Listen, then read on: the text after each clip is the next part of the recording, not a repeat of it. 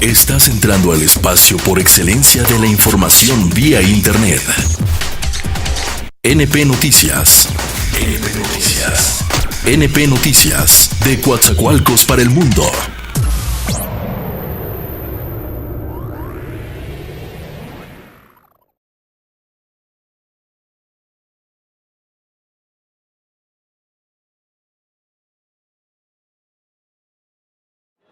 Estamos todos aquí por una razón, y la única razón que estamos aquí todos es por estas dos personas. Para el futuro, que les vaya muy bien, Luz Barrero y tu familia, que bailan como poca, mucho. Un brindis, salud, un futuro.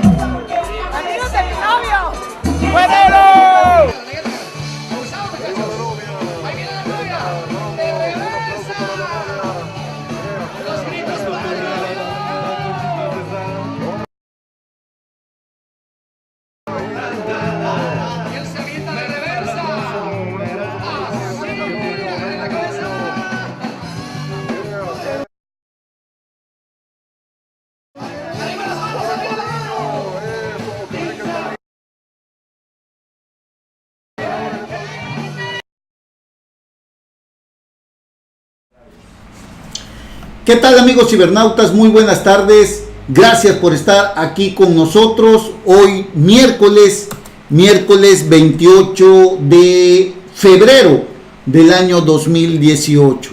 Con el gusto y con el placer de siempre, amigos cibernautas, de estar nuevamente aquí con ustedes en este espacio informativo. Transmitimos como siempre desde el Puerto Internacional de Coatzacoalcos, Veracruz, para todo el mundo. De verdad, muchísimas gracias por permitirnos llegar hasta la comodidad de sus hogares, de sus oficinas, de su trabajo, de su vehículo, donde quiera que usted se encuentre. Muchísimas gracias. Es un placer estar aquí nuevamente con ustedes en esta semana, ya mitad de semana, amigos cibernautas. Y bueno, el tema que sigue dando mucho de qué hablar lo escenifican Ricardo Anaya y José Antonio Meade, ambos señalados en cantidades millonarias de pesos que significan muchísimo en esta campaña electoral. Primero, el ataque que vino en contra del candidato presidencial del Frente por México, Ricardo Anaya, cuando hoy se sabe que vendió una nave industrial en aproximadamente 54 millones de pesos. Terrenos que en su momento fueron comprados también al empresario queretano, el señor Manuel Barrero. Esto sucedió, amigos cibernautas, allá en Querétaro, un terreno que le compró primero al señor Manuel Barrero en aproximadamente 10 millones de pesos. El señor Barreiro en su momento también negó cualquier vínculo con Ricardo Anaya, e incluso la Procuraduría General de la República envió varias alertas migratorias y lo han encontrado, lo han localizado allá por el rumbo de Canadá, en este otro país, amigos cibernautas. Todo rondó sobre esta cantidad millonaria que se obtuvo por la venta de esta nave industrial en un fraccionamiento de Querétaro. El rollo es que hace aproximadamente pues un par de años, 3-4 años aproximadamente, el señor Barreiro le vendió a Ricardo Anaya un terreno en 10 millones de pesos. Para ello, dice Ricardo Anaya, tuvo que hipotecar incluso su propia casa. Después de 2 años y meses, el señor Ricardo Anaya decidió venderle este terreno al propio Manuel Barreiro en aproximadamente 54 millones de pesos. 54 millones de pesos que eran precisamente del parque industrial donde aparece nuevamente Manuel Barreiro. ¿Cómo se supo todo esto, amigos cibernautas? ¿Cómo salió a la luz todo esto? Resulta que el señor Barreiro contrató a 2 inversionistas, prestanombres, testaferros, como usted lo quiera llamar. Fueron contratados por el señor Barreiro, este empresario inmobiliario queretano, que al sentirse amenazados, se hicieron acompañar en una rueda de prensa por el abogado Adrián Jamac Magrego, quien reveló que sus clientes Alberto y Daniel fueron contratados por Manuel Barreiro para realizar la transacción de 54 millones de pesos a través de distintos paraísos fiscales, con la condición de que no se conociera el origen de dicho dinero. Estos inversionistas construirían personas jurídicas morales, triangularon dinero de varios países, escúchelo usted muy bien, para antes, desde luego, de llegar a las manos de Ricardo Anaya.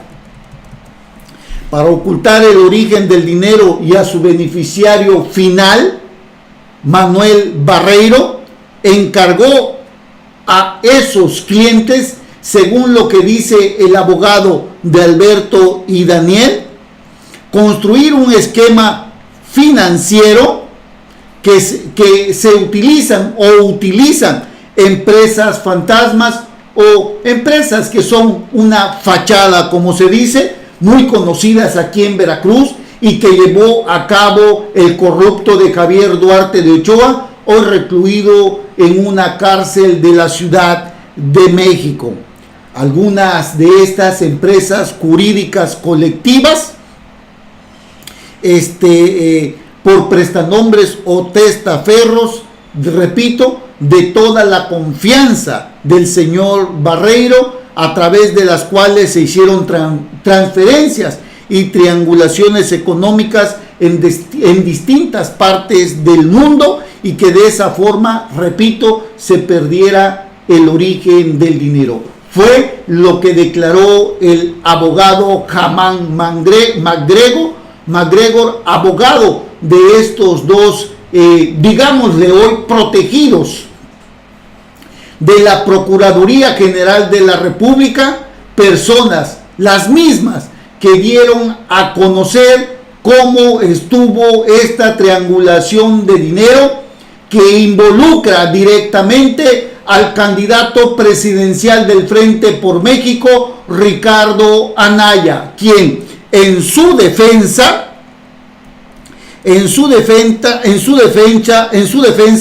ha dicho que el dinero le corresponde investigarlo a a las autoridades financieras, porque él no tiene nada que ver y que esto, como vendedor, no le corresponde indagar el origen por la compra-venta de dicho inmueble.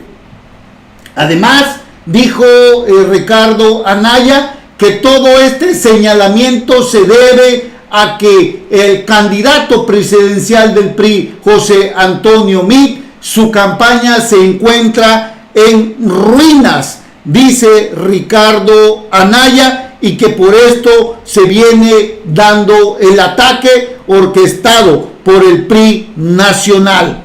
Le preguntaron en una entrevista si es amigo de Barreiro, a lo que el queretano contestó que lo conozco, somos de Querétaro, él es un ejecutivo de un parque industrial y hoy se sabe que más allá de conocerlo tiene una íntima amistad, porque incluso usted lo debe de saber, diversos videos que están